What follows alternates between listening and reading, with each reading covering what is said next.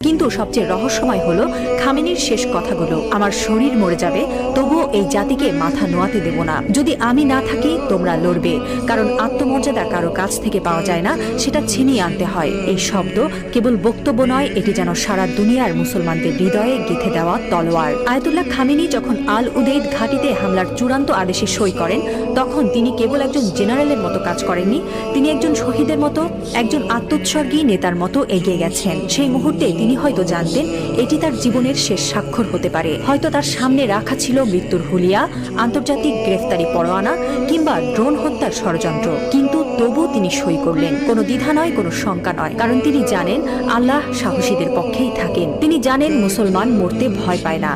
যারা আল্লাহর পক্ষে থাকেন তারা জানে মৃত্যু মানেই পরাজয় নয়, বরং আত্মত্যাগী বিজয়ের শুরু। এই একজন মানুষ এখন আর কেবল ইরানের নেতা নন, তিনি হয়ে উঠছেন সারা বিশ্বের মুসলিম উম্মার প্রতীক। একজন বিশ্বাসী, একজন অটল মুজাহিদ, একজন সাহসী পিতার মতো তিনি বলছেন, আমি থাকি বা না থাকি তোমরা লড়বে। হ্যাঁ মুসলিম উম্মাহ, তোমরা মাথা নিচু করো না। লা ইলাহা ইল্লাল্লাহ, আল্লাহ ছাড়া আর কোনো ইলাহ নেই।